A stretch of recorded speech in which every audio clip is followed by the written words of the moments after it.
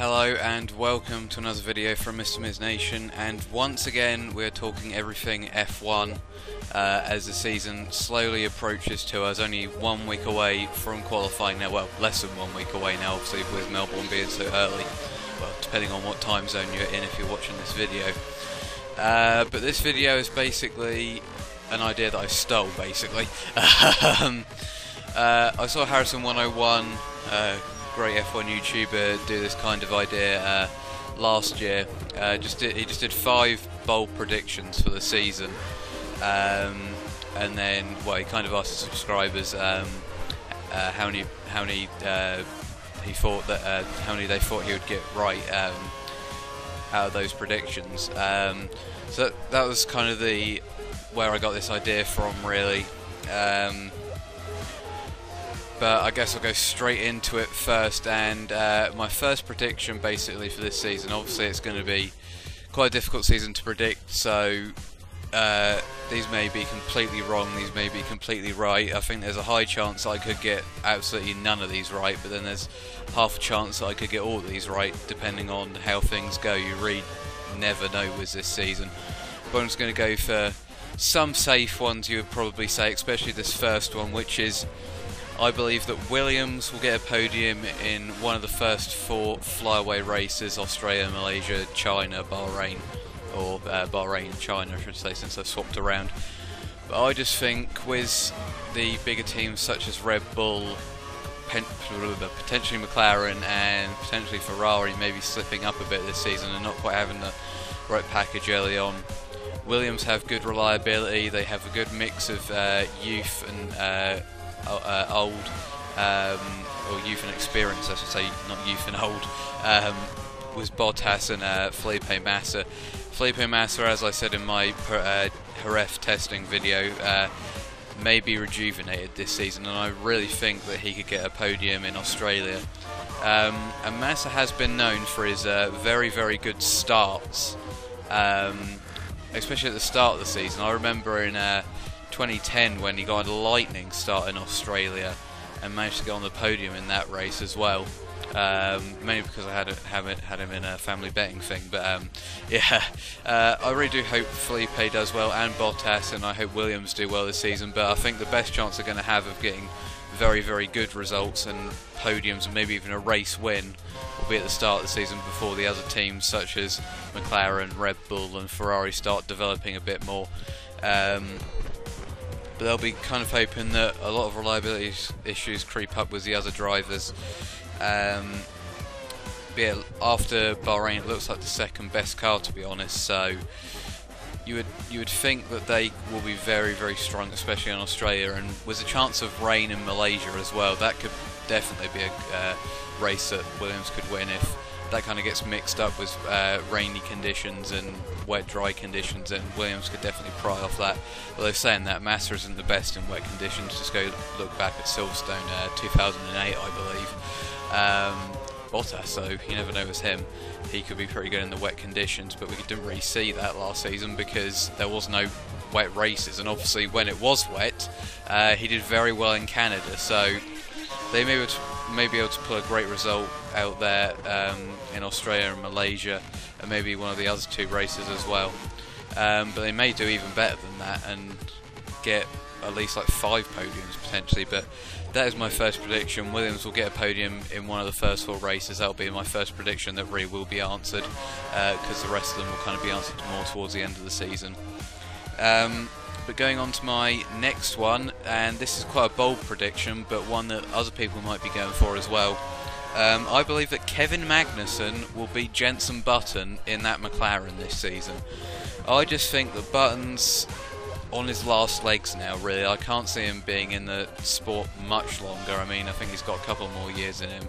Well, I know he is still quite young because obviously he started his career at a very young age, but I think he's kind of losing that gap or window to win a world championship, and McLaren aren't getting stronger. He may stick around for 2015. Well, of course he's going to probably stick around for 2015, but that will probably be his best chance to win the championship. But I just think that Magnussen, he's got a point to prove, and he really needs to beat Button and make an impact in his first season if he wants to probably keep that McLaren driver's potential of Alonso going there in 2015 as well. But Magnussen, by the looks of testing, he just seemed to have raw speed, and I would expect him to be a better qualifier than Button. I mean, Button's never been the strongest qualifier, to be frankly honest. Quite kind of like me actually in my kind of league races. And to be honest, the Finns do have kind of a thing with wet, dry conditions as well. So Magnussen might be able to match Button in those conditions. I also do believe that Button can be slightly overrated, especially by the British press. I can't even say press right. Yeah, British press, kind of like Hamilton is as well. And also, I think with this season, Button obviously does like to complain about the car quite a bit and not getting the right balance a lot of times. I think that's going to be quite difficult with the car this season. Well, all the cars really, to find a great balance and just get the car right. So Button's kind of what's the word I'm looking for? I don't know. But Button's look for flipping kind of the right balance and just the perfect car is probably not going to come along this season. I think the struggle is that Magnussen may be able to adapt to that more, and obviously Magnussen has been in a McLaren F1 car already, and he's very, very integrated into the team already. And he definitely has a good head on a young pair of shoulders. I mean, you wouldn't expect him to be that well settled in already at McLaren when Jenson Button is the leader of the team. But I think he could very well have a Hamilton effect. Maybe not challenge him for the title, obviously, but definitely I think he could beat Jenson Button, because, I mean, Perez was pretty close to Button in the end, to be honest. I mean, Perez, despite his poor season, you could say, at McLaren, was still very, very close to Button, especially in qualifying, obviously, but often the race as well. So Magnussen, I definitely think, can beat Jenson Button this season. I think Magnussen is a step above Perez, and I think he will prove that he's a step above Button and maybe earn himself an even better drive for 2015 if McLaren isn't the team to beat in 2015 with a Honda engine. But of course, McLaren might have a bit of a dilemma on their hands if Magnussen does beat Button, because then if they want to bring Alonso in, who the hell do you get rid of? But yeah, that is that one. So Magnussen will beat Button in my opinion, but we'll see at the end of the season, I guess. I don't think many people will agree with me on that one, but it is my prediction there. Moving on to the third prediction, which is Marussia will get a point. And initially I didn't think they would.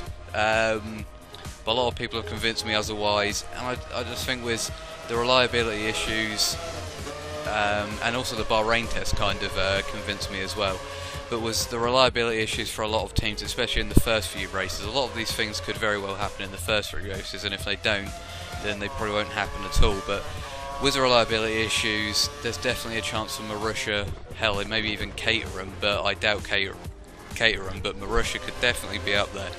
Bianchi is a very solid driver, been touted for Ferrari, obviously, and if he could, he'll want to impress. So if he can get a point, I think that would probably prove his point that he could get a Ferrari drive. But Marussia have looked fairly solid in terms of reliability, and they're obviously pretty good last year in terms of reliability, with Max Chilton finishing every race, as I pointed out in my Jerez testing video as well. And there's obviously also the potential of weather, obviously in Malaysia maybe, and all the other tracks that could have rain. That could swing things about, along with the reliability. And Marussia have definitely developed from where they were. Caterham are kind of different. Caterham have, if anything, gone downhill, to be fair, because they're starting to lose to Marussia now. And Marussia have just kind of built in the last few seasons, and they've looked very, very good. And they've got one pretty solid driver in there that could potentially be a big deal in the next few years. But I think Australia will kind of tell us if Marussia will be able to do that, because if they're kind of still in the same position that they were in qualifying and the races last year, then I think they'll struggle. But if they're kind of maybe beating like a Toro Rosso or maybe a Sauber, then you'd think that they could potentially get a point. So that is my third prediction. Marussia will get at least a point in the 2014 F1 season. So we move on to the other so-called backmarker team for my fourth prediction, which is Caterham, obviously. And as I did point out in the Jerez test, I believe that it will be Caterham's last season in Formula 1. Tony Fernandez put out the ultimatum at the start of the season, well, not the start of the season, a couple of months ago. So he's obviously very, very focused on getting a good result, but after testing, that Caterham doesn't look like it's anything special really. That nose looks deadly, and they already seem to be changing the design idea apparently. They're with Renault, which may be a weakness for them as well, and I really do think they're going to be the lowest of lows this season, despite bringing in two relatively good drivers in Kamui Kobayashi and Marcus Ericsson. But with other teams potentially returning and debuting in 2015, Caterham could definitely be in trouble. They're really going backwards, as I said in my Marussia prediction. But yeah, there's no forward movements being made, as Eddie Jordan's pointed out quite a bit. That Fernandez was saying that he wanted to score points back in like 2012. So I mean, it really is an important year for Caterham, and if they have another poor season, I don't think they will be in Formula 1 for 2015. But that's just my prediction. But I do think Caterham have got more chance of not being in the 2015 season than Lotus, as a lot of people seem to be saying. And I've actually flown by with these predictions here, unbelievably, but and I haven't actually dribbled on for this video compared to most of my others. Although I probably shouldn't say that, because now I am dribbling on. But moving on to the final prediction, I've obviously brought this up before, brought this up before even, in my Jerez testing, and that is who I think is going to win the World Championship. And there's plenty of candidates for it. Sky put out that vote, and 40% said Lewis Hamilton, which was pretty much a landslide there. Most of the other drivers had like 10% of the most. Was Alonso had like 30%, and he was the nearest challenger, I believe. But yeah, I believe that Nico Rosberg will win the world title. And I may sound crazy with that, but I really do think that he will be suited to the new rules. And Mercedes definitely have the best car at the moment by the looks of it. So I mean, Hamilton can get very, very rash. He's not like he was in, well, the cars are not like they were in 2007 when he debuted, so he can't push like hell, especially with the tyres and of course the engine. Rosberg knows how to control that.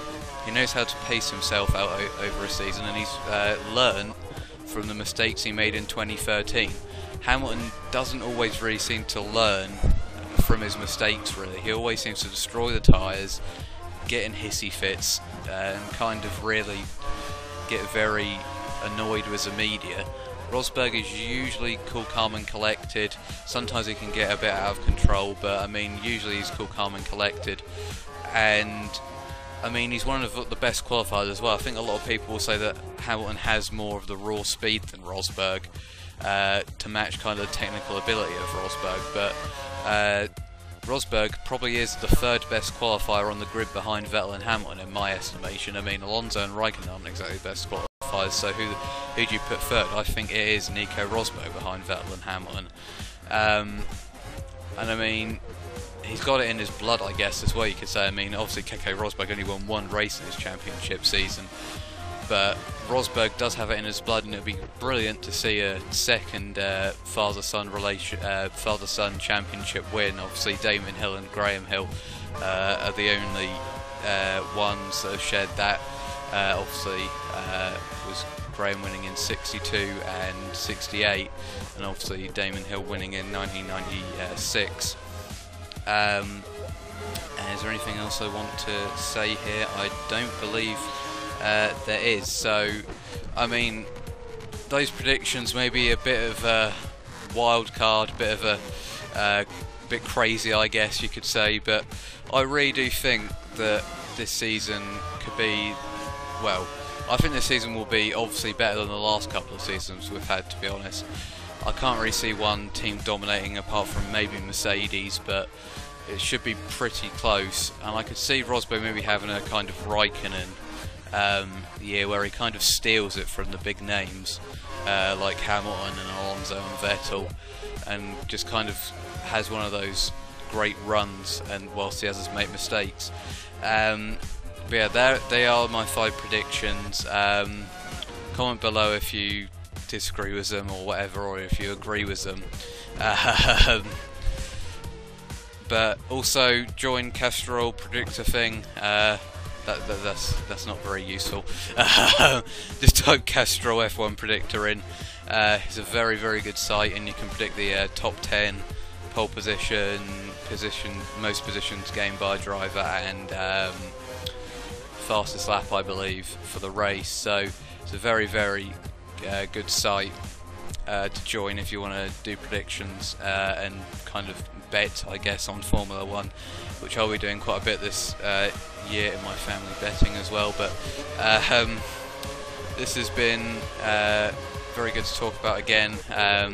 Hopefully my 5 predictions will come true. I planned them out very thoroughly. But thank you for watching, and until next time, probably an F1 career mode video. Goodbye.